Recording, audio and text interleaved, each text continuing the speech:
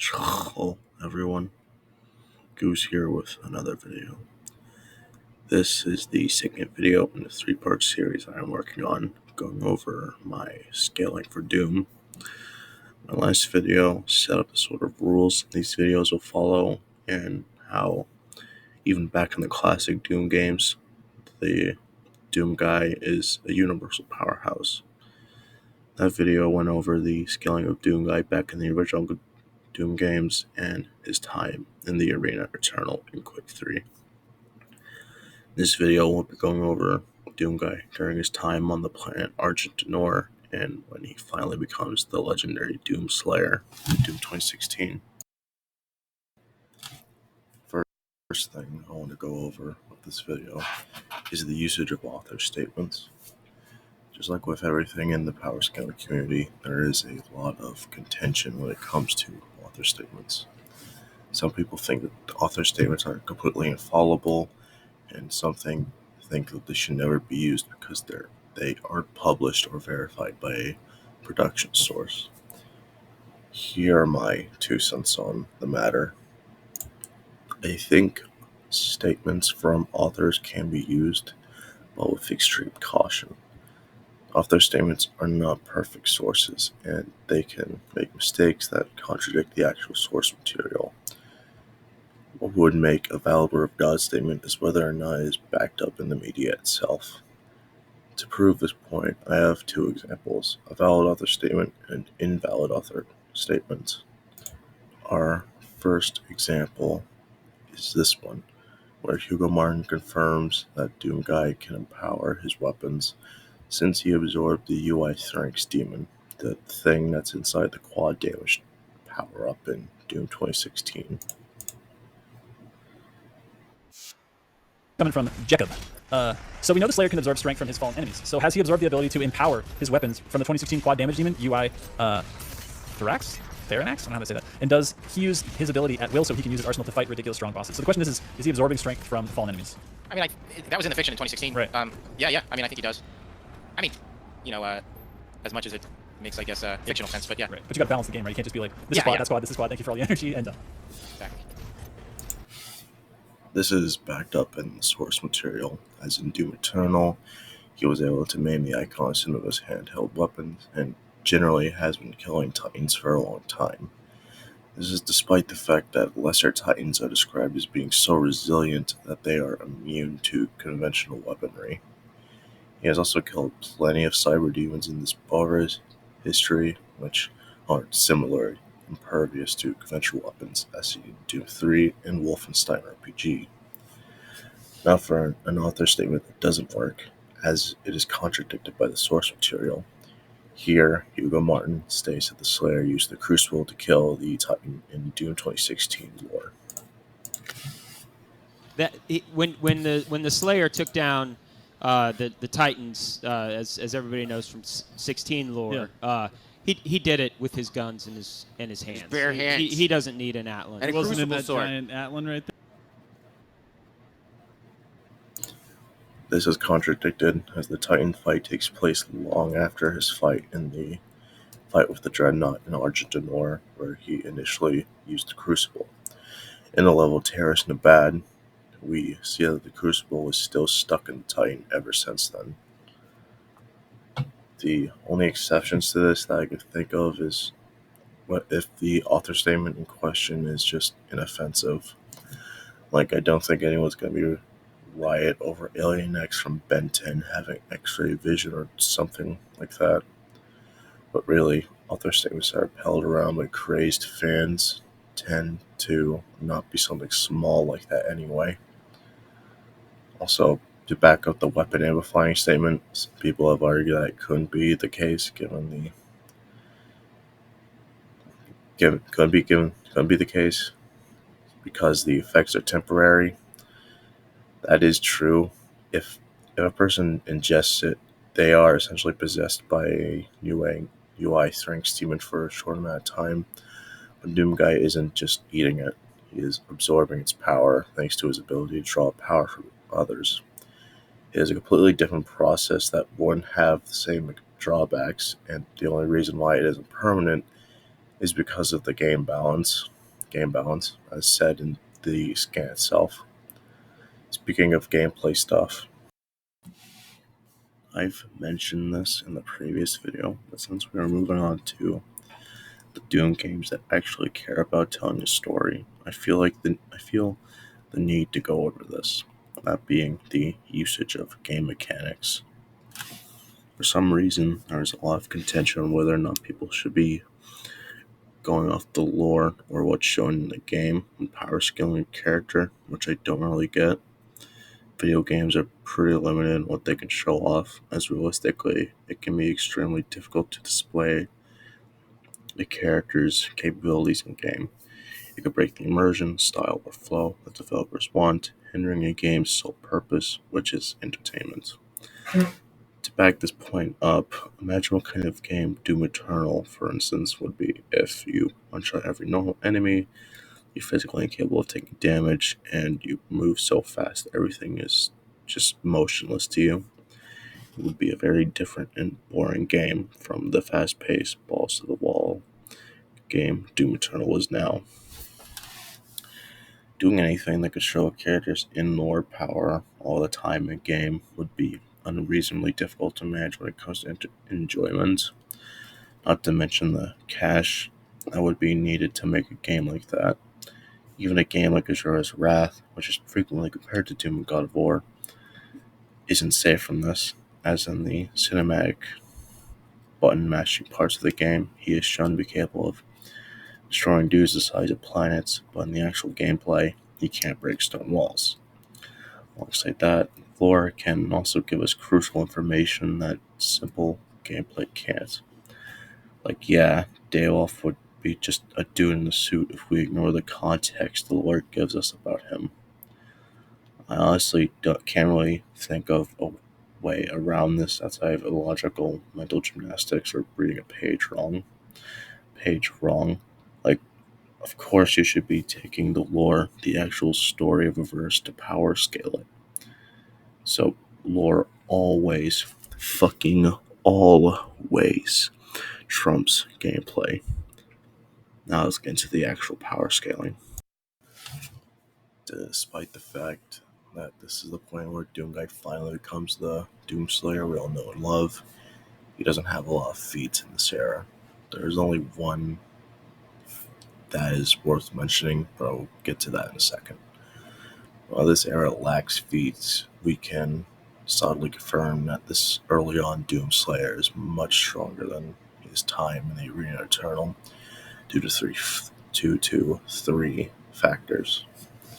The most obvious factor being the Divinity Machine, the thing that turned him into the Doom Slayer to begin with. After going through the Divinity Machine, the machine created by the makers, Doomguy's strength increased drastically. This is because the Divinity Machine infused him with a shard of Dayoff's power. While this is only a fragment of his power, it should still be impressive, because at minimum, the Dark Lord is an infinite multiversal buster. Infinite multiverse powerhouse, which I'll get into in the next and final video. Before this, he also underwent extensive training from the Night Sentinels and endured numerous battles against Hell alongside them. Due to this, he quickly became one of the mightiest warriors Argent D'Nur has ever seen. Lastly, albeit after the Divinity Machine, the Doom Slayer would go on to kill a metric fuck-ton of demons during his rampage across Hell. A Doom by the Numbers article on the official Bethesda website has calculated that during this time, the Doom Slayer had managed to kill 96.7 quadrillion demons. As heavily emphasized before, Doom gets stronger the more he fights and kills, so obviously, with an immense kill count like that, he should be much, much more stronger, more powerful than before. Now for the actual feat I referred to earlier. With the newfound strength, the Slayer were going to kill a demon known as the Titan, or the Great One, or typically referred to as the Champion by fans. The Champion is described as having immeasurable power and is said to be a champion that is mightier than all who had come before. This would obviously mean that the Champion is stronger than all the demons not all of Doombay's previous foes, or at minimum the ones known by the demons of hell. This would at least mean the champion is strong as Cyberdemon's Spider Mastermind, the Icon of Sin at the time of Classic Doom, and the Mother Demon from Doom 64. Still possible for the statement to encompass the bad regard, given hell is a realm connected to all the worlds and is pretty knowledgeable on the multiverse, all things considered. You could possibly argue that the immeasurable part is saying that the champion's power is immeasurable in comparison to all the aforementioned characters, but that is pretty risky and not really that necessary. Let's get into the further details on this fight. In various interviews with Hugo Martin, it is consistently said that the Slayer defeated the champion with his weapons in bare hands, so he would physically scale to it. Doom was necessarily is, because one thing I want to clarify for the fans, like yeah, they're called Atlands. The mechs in the world are called Atlands, which is just fucking awesome. We don't really specify whether that was his or not, or whether the Slayer ever actually even used or needed. He does not need a mech. I just want to clarify. Like when he took down the Titans, he did it with his bare hands, with his weapons, like as the Slayer test from 2016 say. So to see the mechs in the world is not to imply that he actually used a mech to take them down. This is also somewhat represented in lore, with the champion being said to have fallen into the Slayer's hands. It should also be noted that it seems the Doom Slayer defeated the Titan before he was even given the Praetor suit, the suit of armor that makes him impervious to damage, further entailing that he actually scales to it. One last thing I want to talk about as I'm covering this era is the infamous temple feat. Most detractors of Doom like to push some dumbass rat in their agenda that the Slayer's fodder, and like to do so by cherry-picking anti-feats. Most of the anti-feats you'd see them mention, like the Slayer struggling to open doors and dying to imps, are just game mechanics, which, as I've already explained, shouldn't be taken into consideration when power scaling. The only actual anti-feat that occurs in Doom lore that is relevant to this era is when the Slayer got trapped by a temple falling on him, hence why he got sealed in a coffin. Allow me to explain away this particular anti-feat. This is really just a low-end outlier. Realistically, he would have been able to smash through the thing. Even basic demons in Hell's armies can casually perform feats that are building level. You can find calculations made by my friend Kieran that prove this down in the description. Also, right before this, he killed a Titan, which tower over skyscrapers. It is also entirely possible for this temple to be much heavier than stuff we have on Earth, or have some other hazardous property that makes it more difficult to handle, given it would be made of earthen materials, since this takes place in Hell. One last thing before I move on to Doom 2016. It takes more than just nitpicking anti-feats to debunk a character's scaling. This seems to be an issue for just video game power scalers as a whole, and hopefully someday these people figure this shit out. Because it is laziness at best, and malicious nitpicking at worst. Now finally, we get to the modern Doom games, where we see the Doom Slayer in all his bloody glory. Unlike before, this era has a number of feats for us to look at. Starting things off, we have a durability feat here that isn't just how he comes out unscathed from his fights with super powerful monsters. In the final battle in the Argent Energy Tower, after Olivia used it to go to Hell, the tower starts to overload, and the level ends with him with a massive explosion. The Doomslayer was able to survive this explosion. While he was transported to Hell due to this explosion, it was still a damaging one, given the tower was completely destroyed by it, and the demons that were alongside Doomguy before the blast are nowhere to be seen on the other side. They're just completely gone. so he would have still endured this blast anyway. This is no normal explosion, however. This was an explosion made up of Argent energy.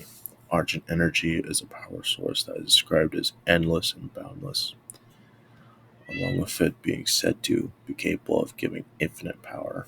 So at minimum, the Doomslayer here tanked an explosion that had infinite power behind it. But there is more. Argent energy is said to be made up of extra-dimensional resources. This would be consistent with this very explosion, which is described as a Category 4 dimensional event. While it is technically possible that this is based on some kind of system made by the UAC that doesn't measure dimensionality, that is ultimately baseless and kind of strange considering the wording of it. So the Doomslayer was able to come out utterly unscathed by an explosion made up of infinite four-dimensional energies, like that one feat for Superman where he tanked Aztec's self-destruction. Later on, we get a good showing that the Slayer is stronger than before. With his fight against the Cyberdemon in Doom 2016. The Doomslayer at this point can kill and brutalize Cyberdemons with his physical attacks, with him stomping its horn off and stomping the horn out of its head and using it to smash half of the Cyberdemon's head off. This is pretty much the turning point between the older games where the Cyberdemons were still kind of tough to handle to Doom Eternal, where they just become another fodder enemy to the Slayer that he can just punch holes through like tissue paper. Well, outside of gameplay, of course. Who uses that? Lastly, at the end of the game, the Doomslayer fights the... not even going to attempt to pronounce that, or just the Spider Mastermind. Naturally, this incarnation of the Spider Mastermind will be stronger than the one from the classic Doom games, but also has some scaling of its own.